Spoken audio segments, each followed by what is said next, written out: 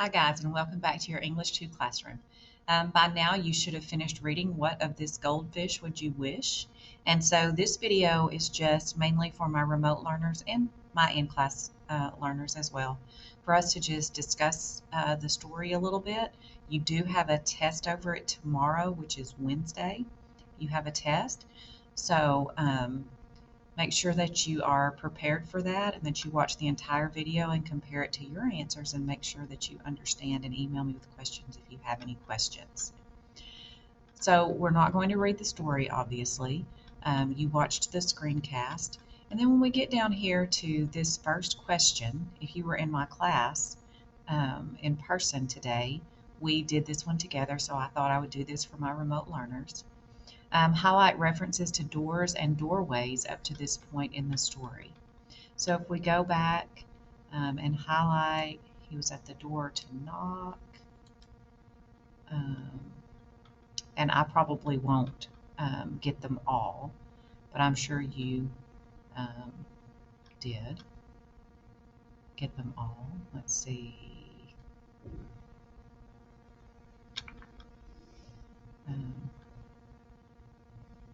Knocking on doors again. Okay, so you just went through and you marked any references to knocking on doors or doors. And then the question is, what might a door or doorway symbolize? So to me, a doorway sometimes symbolizes a door, sometimes symbolizes, and you don't need to go back and change your answer. You can just compare it to mine for next time. As long as you give a good, well thought out answer, these won't be wrong. And write incomplete sentences with correct grammar, spelling, and punctuation. A door sometimes symbolizes a new opportunity.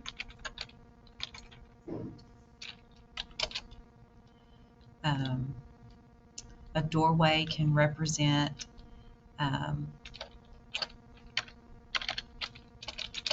or a new pathway. In the story, I think the doors represent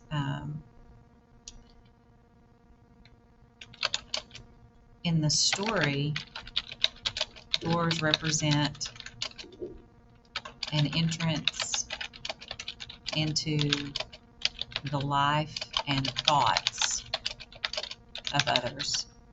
So Jonathan wants to go in and find out about people by asking them these questions. Think about what all you could learn about a person. If they had 3 wishes, what could you learn about a person by what things they chose to I'm trying to figure out how to get this halo light off of there. I don't even know how I did that, but anyway, maybe we'll just keep it. What could you learn about a person by thinking about or knowing what 3 things they would wish for if they had 3 wishes? All right, so Jonathan is going to go knocking on doors. And he thinks about all of these things that might happen. He's thinking about it. And then he comes to Sergei Gorolik. Doesn't much like strangers banging on his door, especially when strangers are asking him questions. In Russia, when Sergei was young. So we identified that in the beginning as a memory moment, didn't we?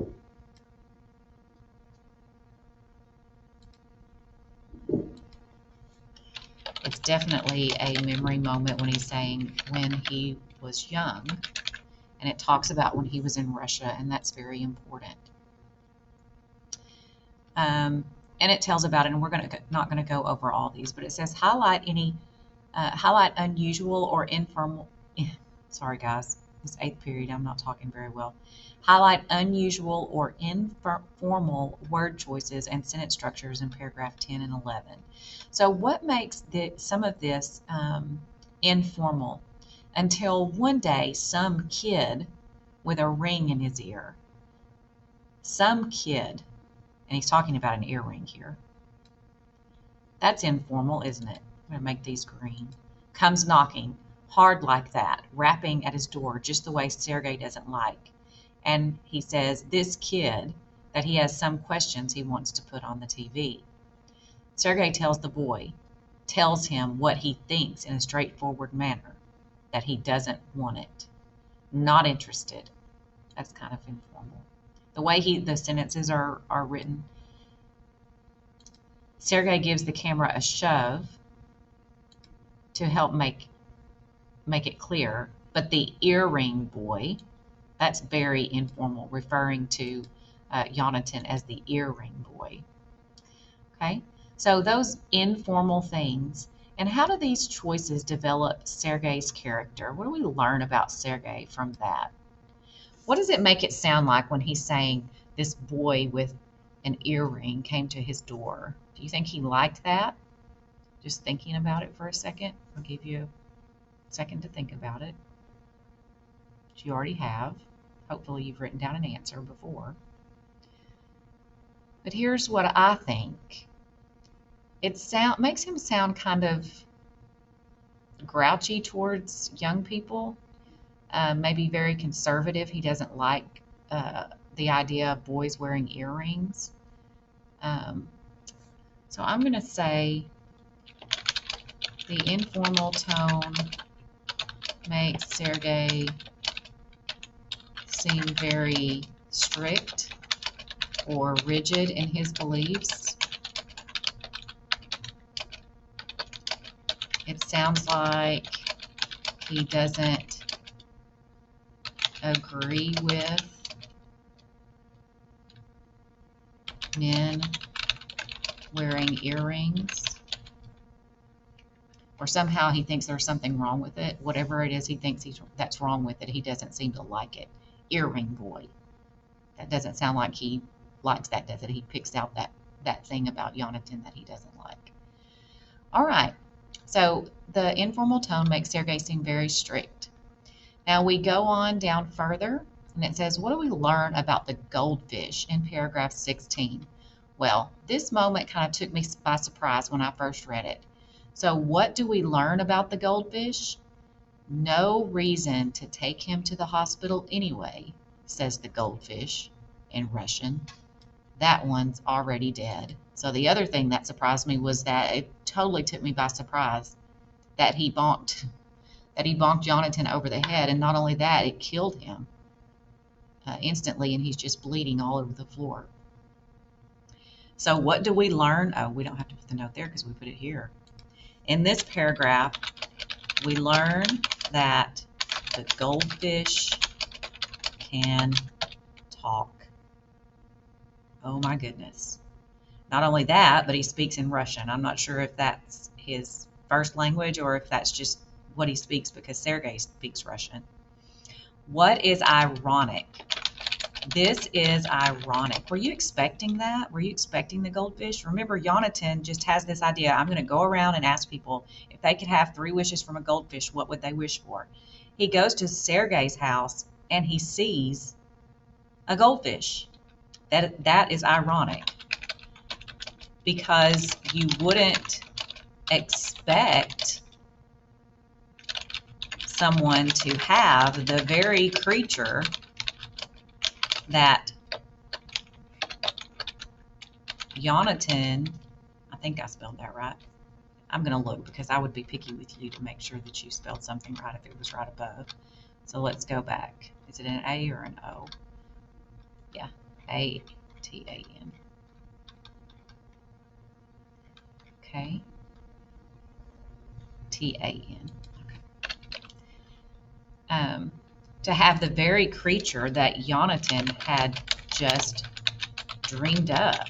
Like, I've never heard of a talking goldfish. So Jonathan had just kind of dreamed up this idea about a talking goldfish, and lo and behold, he gets to Sergei's house, and Sergei has a talking goldfish.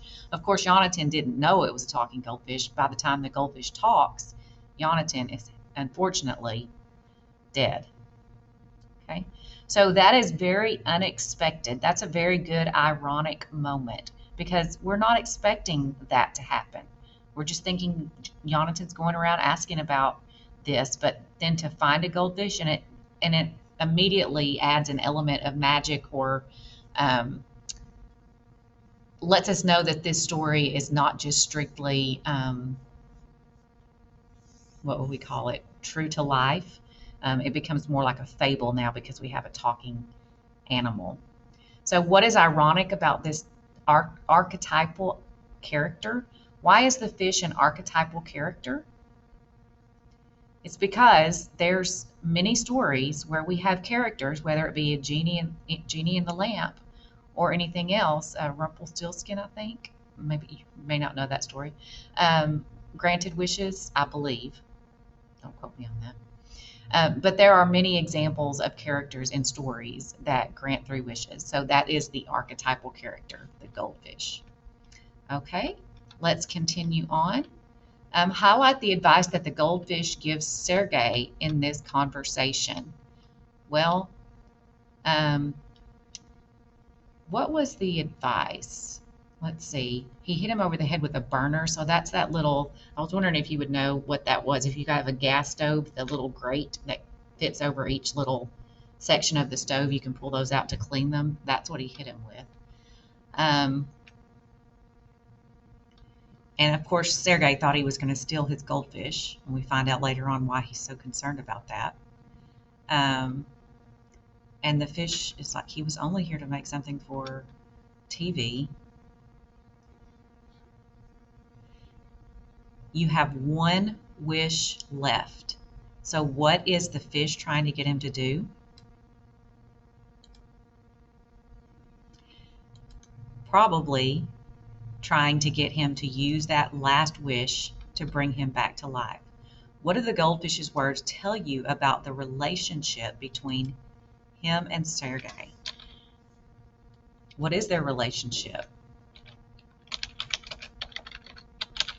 They are friends,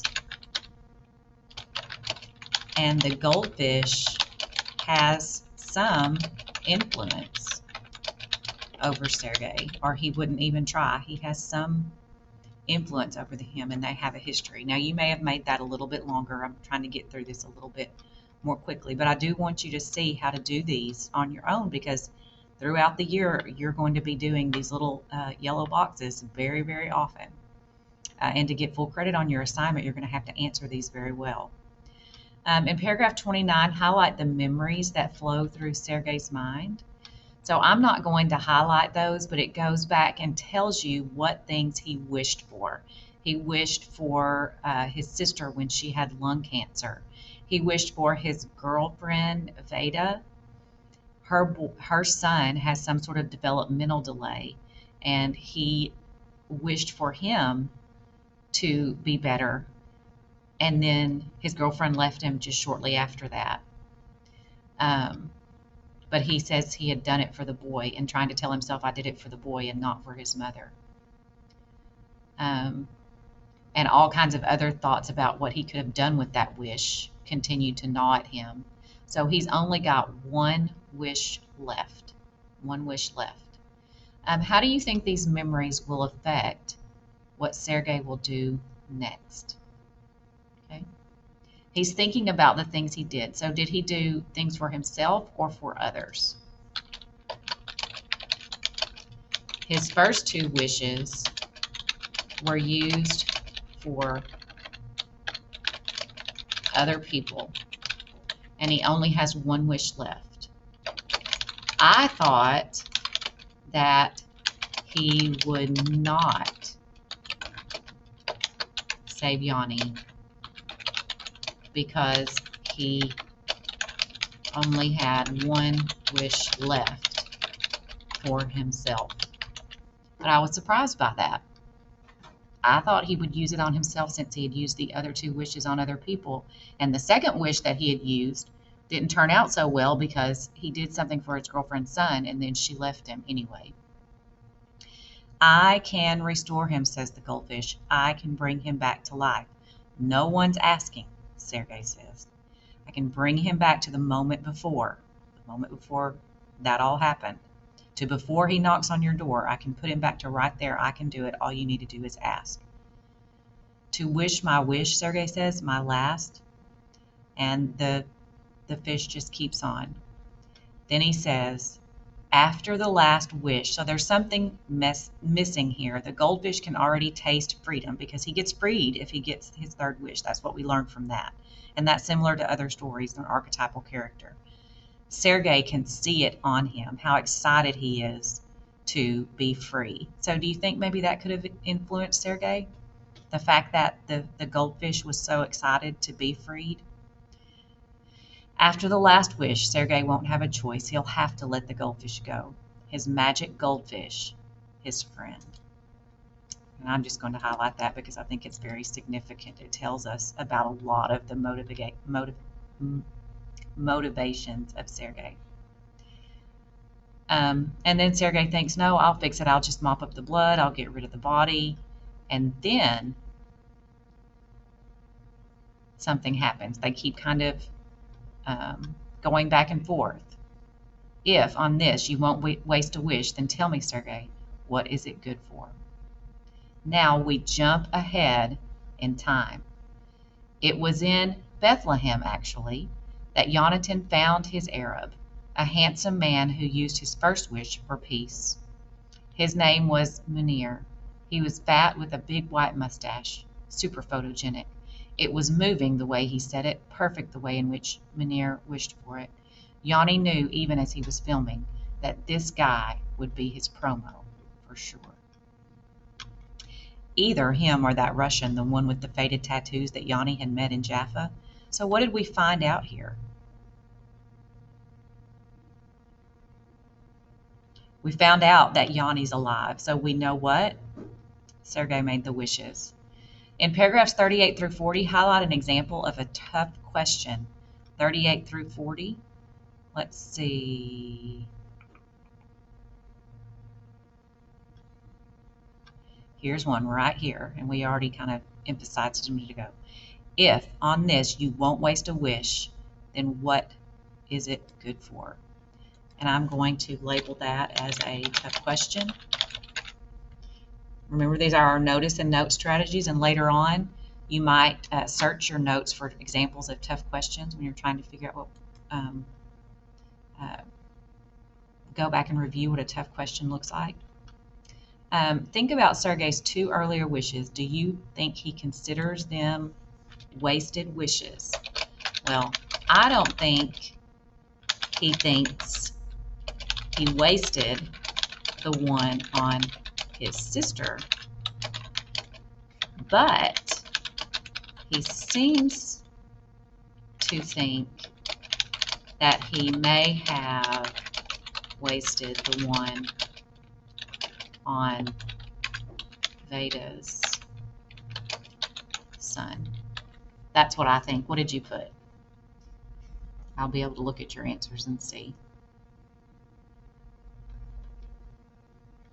So at the end, we know that Yanni's alive, that he has gone to another person after Sergei and interviewed that person, and he thinks he's going to use that person for the opening.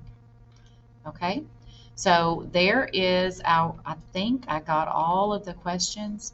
Now, I would really like for you to do 2 sentences or so. I may have answered these a little bit short compared to how I would like for you to do them, but I just wanted you to hear me think it out and see what I was thinking as I was reading, just to kind of help you.